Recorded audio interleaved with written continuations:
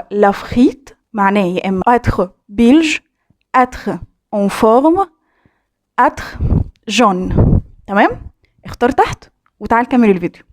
طيب avoir la frite, cette expression signifie être en pleine forme, avoir de l'énergie et se sentir bien physiquement et mentalement.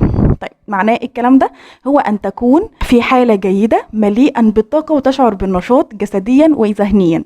تمام؟ طيب par exemple aujourd'hui j'ai la frite je voudrais déplacer des montagnes. معناه إيه؟ في قمة النشاط أستطيع تحريك الجبال. باختصار avoir la frite يعبر عن حالة من الحماس والحيوية.